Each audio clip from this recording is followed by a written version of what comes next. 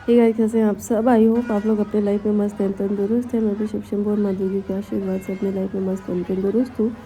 और अभी हम लोग मार्केट आए हुए थे, तो यहाँ पे बहुत बड़ा मेला लगा हुआ था। तो संदीप ने बोला कि चलो कुछ अगर झूलना है तो झूल लेते हैं।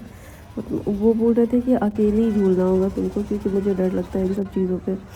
और मुझे तो यहाँ पे जैसे ही मैं यहाँ पे आई हूँ, मुझे सफोकेशन सा फील हो रहा था, क्योंकि इतनी भीड़ थी ना, अजीब सा लग रहा था। फिर मैंने बोला कि नहीं, मुझे यहाँ पे रहना ही नहीं है, प्लीज़ यहाँ से चलो, क्योंकि बहुत सारे लोग थे और बस धूल ही धूल उड़ रहा था।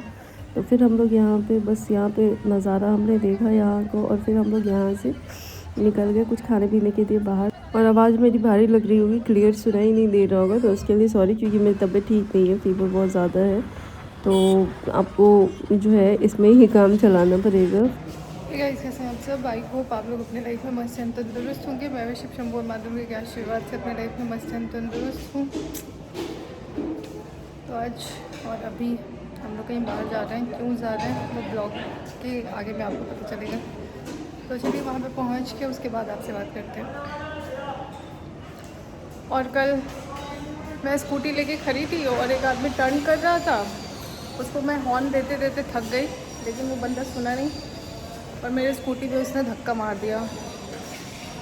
अब वो पिया हुआ इंसान था, दोनों बाप बेटा। देखिए मेरा क्या स्कूटी का हाल है, ये भी टूट गया ब्रेक के पास, और संदीप बता रहे कि नीचे भी कुछ टूट गया। और जब मैंने उसको बोला कि आपको सुनाई नहीं देता है, मैं हॉर्न मार रही थी, तो बोलता है क्या कि बेटा मैं उधर देख रहा था। अब मैं 65 साल के बुज़ुर्ग से क्या बहस करती हूँ।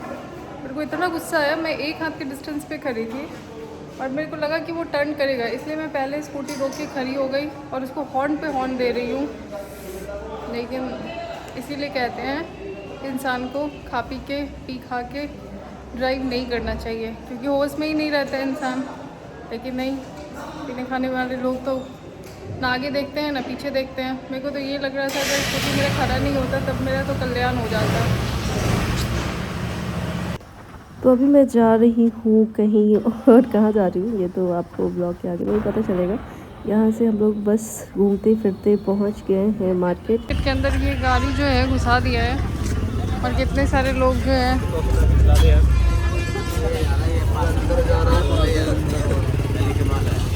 और चूँकि मार्केट में बहुत सारा रश था, क्योंकि करवा चौथ था और करवा चौथ से रिलेटेड जितनी भी चीज़ें होती है वो बिक रही थी और लोग यहाँ पे आके ख़रीद रहे थे।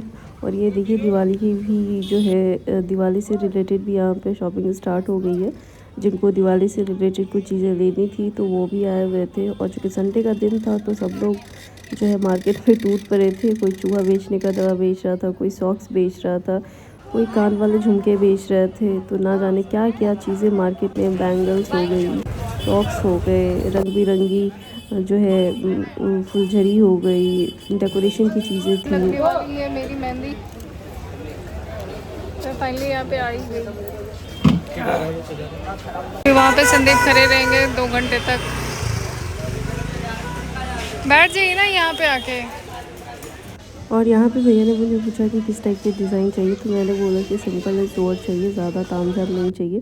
तो उन्होंने लगाना स्टार्ट किया मेरी मेहंदी, और फिर लगाते लगाते बहुत टाइम हो गया था। संदीप खड़े थे और बोल रहे थे कितना टाइम लगेगा, कितना टाइम लगेगा, बट फिर भी ये बहुत सुंदर इन्होंने मेहंदी लगाई थी मेरे हाथों में।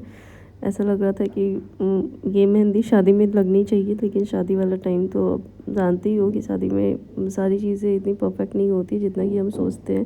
खैर हमारी मेहंदी यहाँ पे लग के तैयार हो गई थी, और मम्मी ने मुझे बोला था कि अच्छे से साड़ी पहन के तैयार हो जाना, क्योंकि आज करवा चौथ है। तो मैंने ये साड़ी निकाला था, फिर कुछ और ही साड़ी पहन लिया था जो आप वीडियो में देख रहे हो। खैर आज इस ब्लॉग में इतना ही। कल फिर मिल सकते हैं किसी नए ब्लॉग के साथ। Till then bye bye, stay happy and be connected. Bye bye.